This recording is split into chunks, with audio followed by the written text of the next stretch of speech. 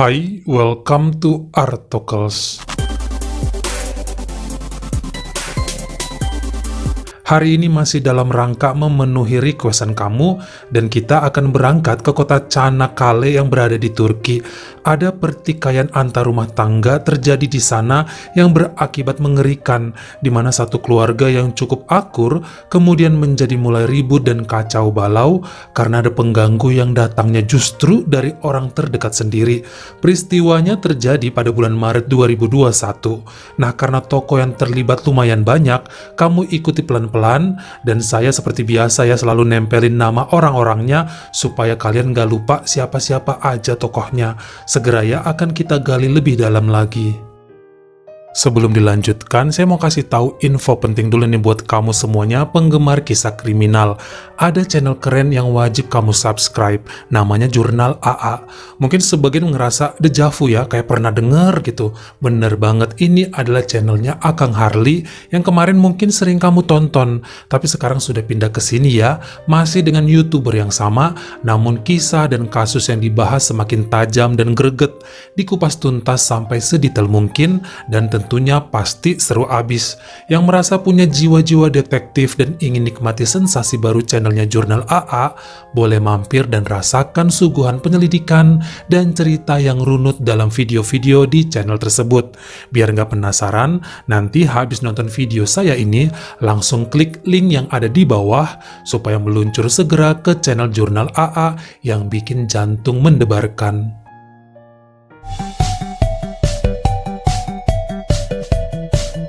Sekarang kita kenalan dulu ya dengan seorang wanita yang lahir pada tahun 1991 bernama Nuray. Ayahnya berasal dari Adana, Turki, sementara sang ibu keturunan Karachi, Pakistan. Namun kedua orang tuanya sudah pergi untuk selamanya pada tahun 2015, sementara adik cowok satu-satunya telah menikah di tahun 2019. Hal ini membuat Nuray tinggal sendirian dengan mengontrak rumah di daerah Adana, Turki. Jadi orang tuanya memang tidak punya rumah yang bakal diwariskan untuk anak-anaknya. Nuray bekerja sebagai pembersih lapangan basket dan hobinya adalah traveling. Dia bergabung pada komunitas pecinta alam, pendaki gunung, dan ternyata dia juga suka pesta dan minum alkohol bersama teman-teman komunitasnya tersebut.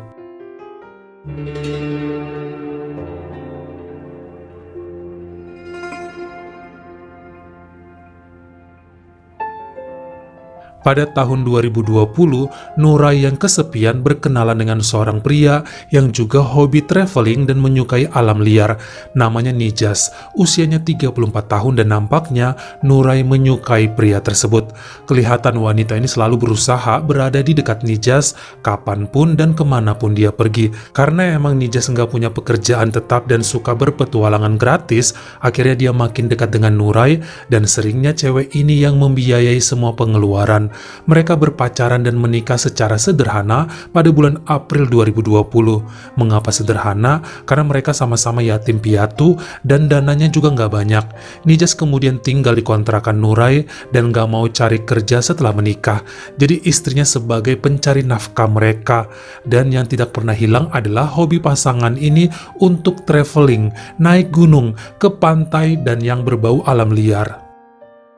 Seperti yang saya bilang tadi, kehidupan mereka juga nggak jauh dari yang namanya alkohol. Ini membuat keuangan semakin boros, mabuk-mabukan hampir tiap malam, dan mulai terjadi perkelahian. Nuray menuntut sang suami untuk mencari kerja demi menafkahi dirinya, sementara Nijas dengan prinsip hidup bebasnya dan malah menyudutkan sang istri yang dulu maksa-maksa katanya buat menikah. Memasuki bulan keempat saja sudah terjadi pertengkaran tiap malam. Apalagi kalau sudah sama-sama mabuk dan berdebat, bakal makin sengit dan terjadi adu fisik. Nijas malahan seringnya nggak pulang ke rumah dan entah kemana, sementara Nuray merasa lama-kelamaan dia nggak bakalan tahan dan mau minta pisah aja, tapi ragu karena dia cinta banget sama suaminya. Pada bulan September 2020 dikatakan Nuray kehilangan pekerjaan disebabkan lapangan basket tempat dia bekerja sudah keseringan tutup karena pandemi. Dia coba cari suaminya yang jarang pulang namun gak ketemu dimanapun. Uangnya sudah habis, jangankan untuk bayar kontrakan, buat makan aja semakin hari semakin susah. Coba mencari pekerjaan di tempat lain ternyata sulit juga. Suaminya menghilang gak ada kabar sampai 1 bulan, dan akhirnya yang terpikir oleh beliau hanyalah pergi ke rumah adiknya daripada harus tidur di jalanan sambil menahan lapar. Tentu saja sang adik yang bernama Cahill menerima kakaknya itu di rumah mereka, dan istrinya Daphne juga mengizinkan. Cahill yang masih berusia 26 tahun bekerja sebagai pengawas ekspedisi barang elektronik, sementara istrinya menjaga bayi mereka yang masih berusia 4 bulan. Pasangan ini tinggal di rumah warisan orang tua Daphne yang sederhana. Sebenarnya rumah tersebut cuma punya 1 kamar, tapi ada gudang kecil yang biasa dipakai buat nyimpan beras dan pakaian yang belum disetrika. Disitulah sang kakak Nuray kemudian tinggal.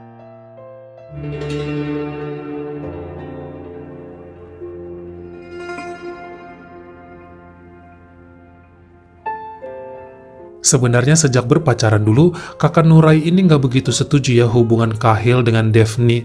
Sifat mereka saling bertolak belakang. Daphne kalem, sopan, dan rajin ibadah, sementara Nuray lebih suka bebas dan mabuk. Makanya dulu saat Cahill dan istrinya menikah, sang kakak menolak untuk datang ke resepsinya. Namun sekarang karena emang udah nggak punya tempat tinggal, mau nggak mau ya dia numpang serumah juga dengan adik ipar yang tidak disukainya itu. Tapi baru beberapa hari tinggal, Nuray sudah banyak protes dan terlalu mengatur. Dia mengeluh tentang kamarnya yang kotor bekas gudang, masakan Daphne katanya nggak enak, dan selalu komplain tidurnya terganggu jika bayi mereka menangis tengah malam. Bahkan kalau sang adik Cahill lagi pergi kerja, Nuray sama sekali nggak mau membantu membersihkan rumah atau memasak. Dia lihat si Daphne repot urus dapur sambil menenangkan bayinya yang menangis, tapi nggak peduli dan hanya santai saja nonton TV atau main game di komputer milik Cahill. Bahkan kakak iparnya itu sering maksa minta duit kepada Daphne untuk beli minuman beralkohol dan sesekali mencuri uangnya dari kamar. Daphne sadar akan hal itu tapi segan juga melapor ke suaminya, takut dikira tukang ngadu. Lawang Nuray juga pernah teriak sama dia, "Yang kerja cari duit kan adik gue, jadi gue berhak dong ngambil uang." Sepertinya wanita itu nggak sadar ya dia tinggal di rumah keluarga Daphne. Lama-kelamaan sang istri muak juga dengan perbuatan kakak iparnya itu. Dia pun mengadu kepada Cahill segalanya. Awalnya Cahill menyuruh istrinya sabar dulu, kemudian ngobrol kepada kakaknya Nuray supaya mulai mencari pekerjaan lagi, atau kalaupun dia masih ingin numpang tinggal di sana, ya harus lebih kalem dan menuruti semua peraturan yang ada, harus mau membantu dan lebih sopan. Namun kemudian sang kakak malah mengamuk kepada Cahill yang dianggap terlalu takut sama istrinya. Dia marah karena adiknya itu malahan memojokkan dirinya. Nuray bilang Daphne ini sombong, pelit, dan mengontrol suaminya. Dia marah-marah sambil ngancurin gelas. Hal ini bikin Daphne gak enak hati, lalu minta maaf dan menyuruh suaminya nggak lagi menegur Nuray. Sepertinya mereka malu juga didengar tetangga karena kakaknya itu teriak-teriak tengah malam. 2 bulan setelah numpang di situ, kemudian Nuray bertemu lagi nih dengan suaminya Nijas saat sedang berada di sebuah klub malam. Lalu wanita itu malah mengajak sang suami ikut ke rumah Daphne. Cahill dan istrinya keberatan dengan hal tersebut, namun nampaknya sang kakak malahan ngamuk dan mulai teriak-teriak lagi kepada Cahill dan istrinya. Sambil berurai air mata, Nuray bilang kepada Cahill bahwa kalau suaminya Nijas nggak diizinkan tinggal di rumah itu, maka dia pun akan pergi dan gak pernah mau lagi menganggap Cahill sebagai adik untuk selamanya. Kelihatannya sang istri Daphne merasa kasihan kalau Cahill malah kehilangan kakaknya. Mereka pun menerima Nijas tinggal di sana. Walaupun setelahnya Nijas dan Nuray malah ngelunjak, keenakan makan tidur seperti raja dan ratu, gak mau membantu pekerjaan rumah, suka minta uang, bahkan mabuk-mabukan. Sampai pada pertengahan Desember 2020, dikatakan keduanya berteriak keras dan marah kepada Daphne saat bayinya nangis. Nuray dan Nijas merasa terganggu dengan suara putri kecil itu yang lagi demam. Karena gak terima dengan hal ini, Daphne melawan mereka berdua dengan membentak juga. Dia sudah habis kesabaran dan gak terima bayinya diteriakin. Ternyata Nijas emosi dan melayangkan pukulan ke arah wajah Daphne. Wanita itu menangis dan mengadu kepada sang suami Cahill saat pulang dari kantor. Tentunya Kahil nggak terima ya dengan perbuatan Nijas. Dia marah dan mengusir pria tersebut dari rumahnya. Walaupun Nurai saat itu membela suaminya, tapi ternyata Kahil juga udah pada puncaknya. Dia nggak peduli lagi walaupun Nurai bilang nggak mau akui dia sebagai adik. Hidupnya kini hanya untuk istri dan anaknya. Jadi kalau masih mau numpang tinggal di sana, tolong hargai Daphne dan jangan sekali-kali berbuat kasar. Wah, ternyata Nurai lebih ngamuk dan memutuskan untuk angkat kaki dari rumah itu. Kahil nggak peduli dan lega, akhirnya sang kakak dan suaminya pergi juga dari sana. Dia dan Daphne merasa semuanya akan lebih baik ke depannya setelah dua orang tersebut menghilang. Sepertinya Nurai dan sang suami malahan jadi dendam kepada Daphne. Mereka berdua kemudian numpang tinggal di rumah seorang teman, dan Nijas sering ngomporin istrinya itu terlalu penakut sama Kahil. Bahkan pria tersebut kemudian minta pisah dengan alasan Nurai adalah wanita pengecut. Wanita itu nggak mau bercerai, tapi tetap saja Nijas sudah bertekad untuk meninggalkan Nurai. Mau atau enggak, dia akan pergi dari kehidupan wanita tersebut. Hal inilah yang membuat Nurai bersedih, dan pada hari Kamis 21 Januari 2021, dia pun mendatangi rumah adiknya saat Kahil pergi kerja. Ternyata saat itu Daphne sedang tidur siang bersama bayinya. Karena rumah antar tetangga jaraknya enggak terlalu berdekatan, Nurai menyiramkan bensin ke bagian dapur yang terbuat dari kayu dan menyalakan api. Rumah Daphne saat itu terbakar. Tetangga segera menolong dia bersama bayinya. Mereka selamat walaupun keadaan rumah rusak. Sementara Nurai langsung kabur dari lokasi tanpa ada yang mengejarnya, karena saat itu penduduk terlalu sibuk untuk memadamkan api. Kepolisian bilang kemungkinan arus pendek atau api kompor yang menjadi penyebab kebakaran.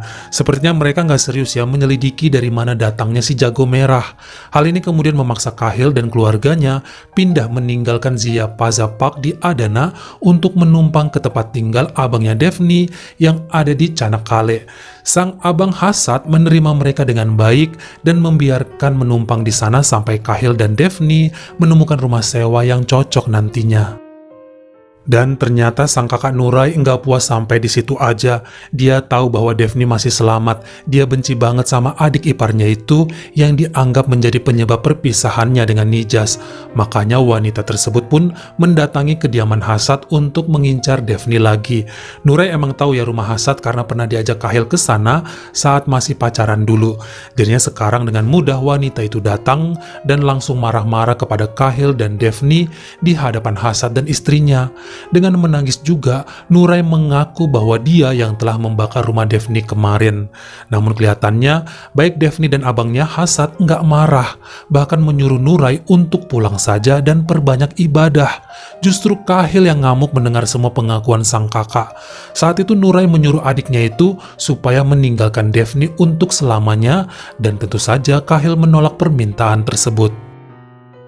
3 hari kemudian, tepatnya pada Minggu 14 Maret 2021 sekitar pukul 3 subuh, Nurai mendatangi kediaman Hasad dengan membawa bensin. Niatnya masih bulat untuk menyingkirkan Daphne dan ingin supaya adiknya Kahil tinggal bersamanya lagi. Tapi saat itu Nurai nggak sadar bahwa rumah Hasad sedang kosong. Semua penghuninya lagi berada di balik kesir untuk menghadiri sebuah perayaan. Ternyata ada beberapa tetangga yang melihat Nurai melompati pagar rumah Hasad. Mereka lalu berteriak, "Ada pencuri!" dan segera menyergap Nurai yang sedang menyiramkan bensin di bagian samping rumah. Beberapa orang muncul lagi dan beramai-ramai menyerang wanita itu dalam kegelapan. Tidak ada ampun sampai mereka berhenti dan sadar bahwa itu adalah sosok perempuan. Nurai pun dibawa ke rumah sakit Anadolu Çanakkale, namun 3 jam kemudian wanita itu menghembuskan nafas terakhir akibat keroyokan para tetangga yang main hakim sendiri.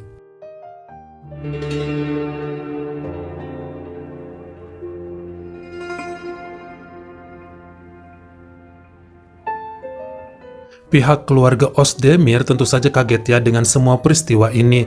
Hasad memang sempat menitipkan rumahnya yang kosong ke beberapa tetangga supaya dijaga, tapi dia nggak nyangka bakalan ada yang datang ke sana buat macem-macem.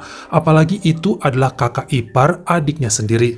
Bahkan menurut pemeriksaan polisi, para tetangga sepertinya pada jujur kok mengatakan Nurai punya niat jahat dengan bukti jerigen bensin dan beberapa percik yang sudah ada di tembok samping rumah Hasad. Namun main hakim sendiri bukanlah hal yang dibenarkan. Ada 3 orang yang saat itu ditetapkan sebagai tersangka dan nama-namanya masih dirahasiakan karena proses penyelidikan masih diperdalam. Sementara Kahil cukup sedia, namun ada rasa lega juga. Kakaknya Nurai sejak dulu memang hidupnya terlalu bebas dan seringnya ngasal.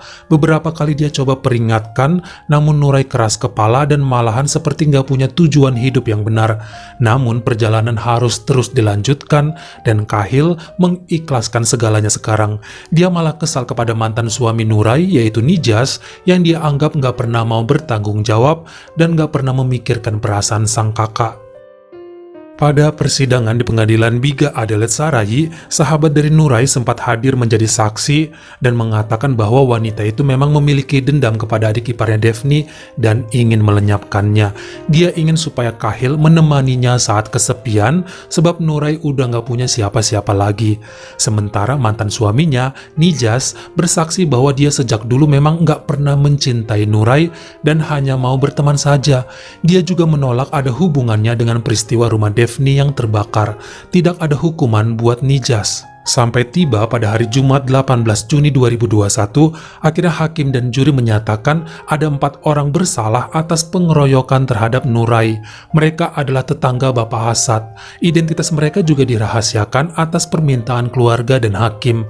Namun, mereka dinyatakan bersalah atas tindak kejahatan tingkat 2, yaitu menyerang tanpa rencana.